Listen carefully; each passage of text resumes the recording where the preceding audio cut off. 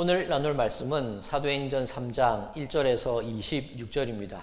오늘 본문은 나면서부터 걷지 못하던 사람이 예수님의 이름으로 걷게 된 것, 그뿐만이 아니라 하나님을 찬송하는 예배자로 변화되었다는 것, 그 이야기를 담고 있고요. 또 하나 그 기적을 바라보고 모여든 사람들을 향해 베드로가 선포하고 설교한 내용으로 오늘 본문이 이루어져 있습니다. 자, 오늘 본문을 통해서 우리는 예수 믿는 사람들, 그리고 성령 받은 사람들이 변화하게 되는 것, 그 세 가지 변화에 대해서 말씀을 나누려고 합니다. 자, 오늘 본문의 시작점, 출발점이 되는 이 걷지 못하던 이 사람에 대한 정보들을 먼저 살펴보겠습니다. 오늘 본문 2절입니다. 나면서 못 걷게 된 이를 사람들이 메고 오니 이는 성전에 들어가는 사람들에게 구걸하기 위하여 날마다 미문이라는 성전 문에 두는 자라. 그리고 사도행전 4장 22절을 보면 이 사람의 나이를 40여 세나 되었더라라고 증거합니다. 이것을 종합해 보면 40평생 걷지 못하던 사람이 있는데 이 사람은 매일같이 성전 미문 앞에 나와서 구걸을 하였다. 그런 의미가 되겠지요. 즉, 이 기적을 경험한 오늘 이 날뿐만이 아니라 늘 그 자리에 언제나 붙박이처럼 있던 사람이 바로 이 걷지 못하던 사람이었다는 뜻입니다. 2024년 올해가 시작이 될 때에 한국사회 및 성격심리학회에서 올해 한국인들이 주의해야 될 어떤 심리적인 경향에 대해서 발표한 적이 있는데 확증 편향을 주의하라, 그렇게 발표를 했습니다. 확증 편향이 무엇이냐면 내 말이 옳다는 그 증거만을 내가 듣기 원하고 내 말이 틀리다, 옳지 않다는 것을 증명하는 증거들에는 관심을 가지지 않거나 무시하는 경향성, 이것을 확증 편향이라고 합니다. 쉽게 얘기해서 내가 보고 싶은 것만 보고 내가 말하고 싶은 것만 말하고 내 두 귀는 닫아버리는 상태, 이것이 확증 편향입니다.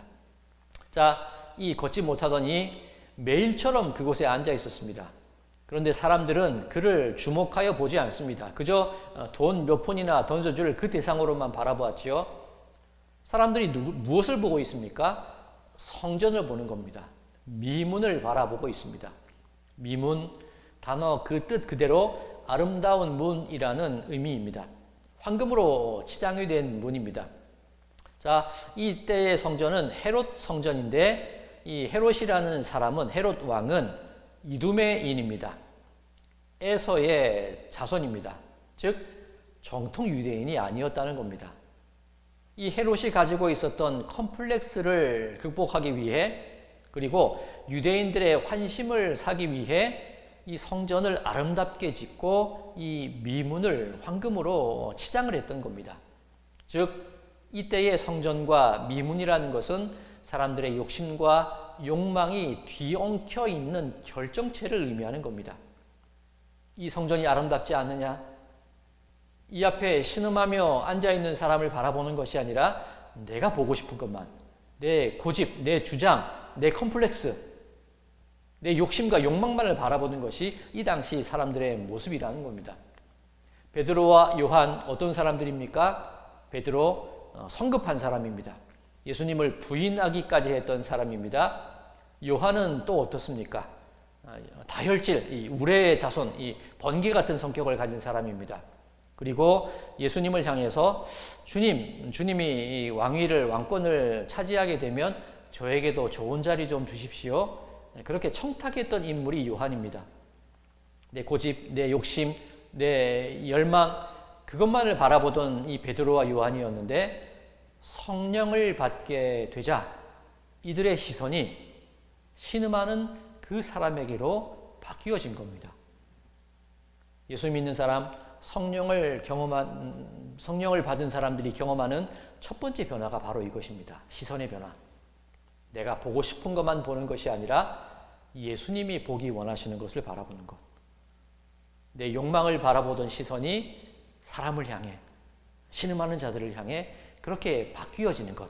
예수라는 렌즈를 통해서 세상을 바라보는 것, 이것이 첫 번째 변화입니다. 자, 두 번째 변화는 무엇일까?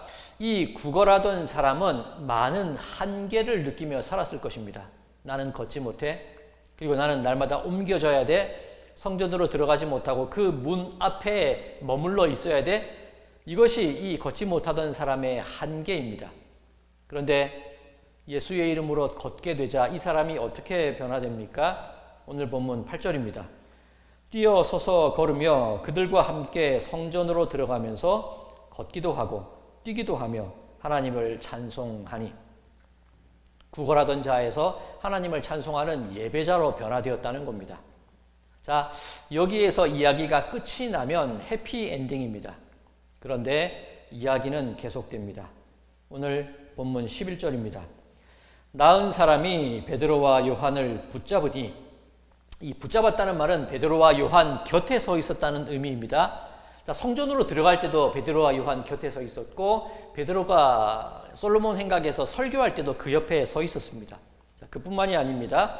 사도행전 4장 14절, 베드로와 요한이 성전 솔로몬 행각에서 예수님을 선포했다는 이유로 산헤드린 공의회로 잡혀갑니다. 그곳에서 재판을 받게 되는데, 이 걷지 못하던 자가 일어난 이 사람도 그 재판의 자리에 함께 서 있었다라고 증거합니다. 사도행전 4장 14절입니다. 또 병 나은 사람이 그들과 함께 서 있는 것을 보고, 거기 같이 서 있는 겁니다.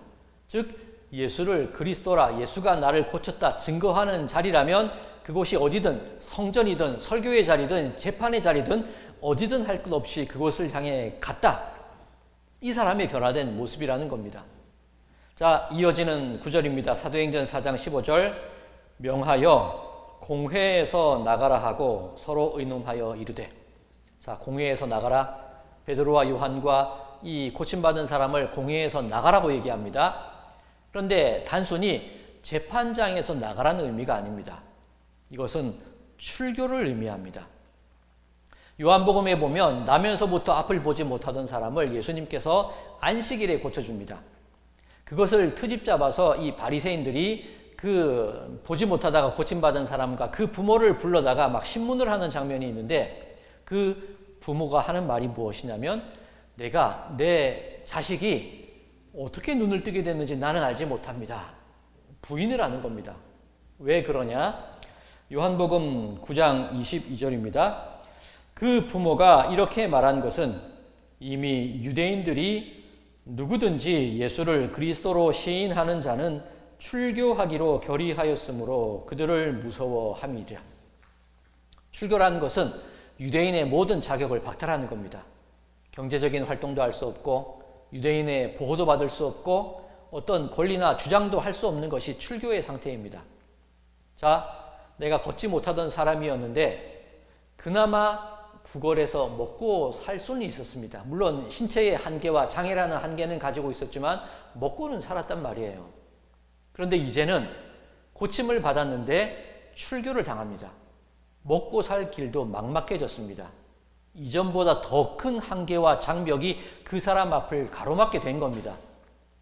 그런데 이 사람은 더 큰 장막이, 더 큰 한계가 눈앞에 놓였다 할지라도 그곳에 굴하지 않고 여전히 예수를 그리스도로 고백하고 예수를 그리스도로 증거하며 살았다고 합니다.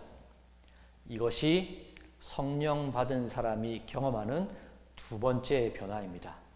어떠한 세상의 장애와 한계에도 굴복하지 않고 그것을 뛰어넘는 것. 우리는 얼마나 많은 세상의 한계 속에서 살아가고 있습니까? 믿음의 눈으로 보지 말고 이성의 눈으로 보라고 합니다. 신앙이 아니라 세상의 이치를 따라서 살아가라고 합니다. 너는 그래봐야 여전히 죄인이야. 그렇게 얘기합니다. 맞는 얘기이기도 하지만 틀린 얘기이기도 합니다. 우리는 죄인이지만 예수 그리스도의 십자가를 통하여 살 길을 얻은 죄인입니다. 그런데 여전히 우리들은 죄라는 장벽에 가로막혀서 그저 머물러 있는 것이 우리들이라는 겁니다. 성령을 받았다면 그 장벽조차 뛰어넘어서 예수를 주로 고백하고 그 예수를 증거하고 내 구원의 소망을 바라볼 수 있는 눈이 열려야 된다는 겁니다.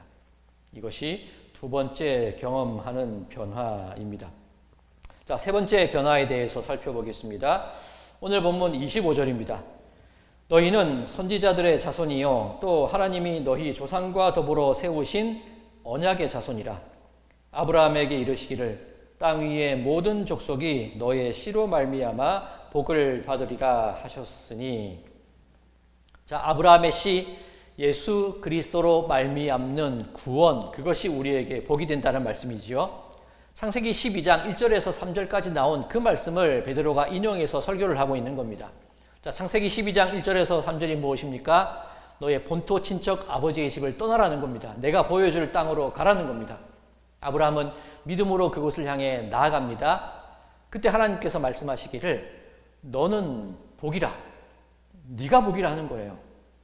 즉 복이라는 것, 예수 그리스도로 말미암아 얻게 되는 구원이 복이라고 말씀을 드렸습니다. 내가 그 복을 얻는 주인공이 된다는 겁니다. 그런데 하나님의 명령은 그곳에서 그치지 않습니다. 어떻게 이어지죠? 너는 너로 말미암아 세상 모든 족속이 복을 얻으리라. 나는 복인데 복의 근원입니다. 그 말은 나로부터 복이 또한 흘러나가서 다른 이들에게까지 전해진다는 겁니다. 베드로와 요한 그렇게 고집만 부리고 자신들의 주장과 생각으로 한계를 짓고 살았던 사람들인데 그 장벽이 허물어지면서 예수를 구원자로 고백하기 시작하지요. 늘 그 자리에 있었지만 바라보지 못했던 사람이 눈에 띄기 시작합니다. 그 사람에게 복을, 구원을 증거하는 겁니다. 은과 금은 내게 없거니와 내게 있는 것을 너에게 주노니. 그 구원의 복, 그 복을 준다는 겁니다. 이것이 변화지요. 그 걷지 못하던 사람은 어떻습니까? 그 사람도 복을, 구원을 경험했습니다. 걷기도 하고 뛰기도 하고 하나님을 찬송하지요. 그런데 그 사람 앞에 출교라는 더 큰 한계가 지어졌지만 그 사람은 자기가 받은 그 복, 그 구원의 기쁨이 너무나 크기에 그 출교당함에도 불구하고 예수를 그리스도로 나의 주로 고백하는 증거자의 삶으로 살아가는 인생이 되었습니다. 왜?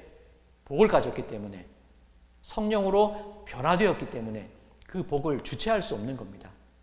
이것이 성령 받은 사람이 경험하는 세 번째 변화입니다. 사랑하는 성도 여러분들, 여러분들은 어떤 변화를 겪고 살아가십니까? 여전히 내가 보고 싶은 것만 보고 내가 말하고 싶은 것만 말하고 살아가고 계시지는 않습니까? 믿는다고 하면서도 이래서 안 되고 저래도 안 되고 한계와 장벽을 만들고 살아가고 계시지는 않습니까? 그런데 예수를 믿는다면, 성령을 받았다면 우리는 예수라는 렌즈로 세상을 바라보게 되고 그 속에 신음하는 사람들을 바라보게 되고 그 모든 한계와 장벽들을 뛰어넘게 되고 그 속에서 내가 가진 그 복을, 너무나 주체할 수 없는 그 기쁨을 장벽 너머에까지 전하고 소망하고 증거하는 자의 삶, 이것이 우리들의 삶이 되어야 한다고 오늘 본문은 증거하고 있습니다.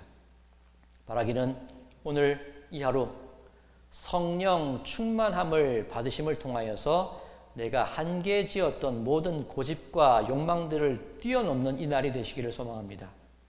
그리고 내가 가진 이 가슴 벅찬 이 구원의 복음을 주체하지 못해서 전하고 증거하는 오늘의 이 하루가 되시기를 주님의 이름으로 간절히 축원드립니다. 나의 소망과 능력이 되시는 하나님 아버지, 나의 눈을 들어 예수님을 보게 하시고 나의 눈을 들어 신음하는 사람들을 보게 하시고 나의 눈을 들어 우리에게 주어질 구원의 복을 바라보게 하여 주시옵소서. 나를 가로막고 있는 모든 편견과 고집과 욕심과 욕망을 깨뜨리고 하나님께서 보내시는 그곳을 향해 담대히 나아가는 오늘 이 하루가 되어지도록 하나님 역사하여 주시옵소서. 예수 그리스도의 이름으로 간절히 기도드리옵나이다. 아멘.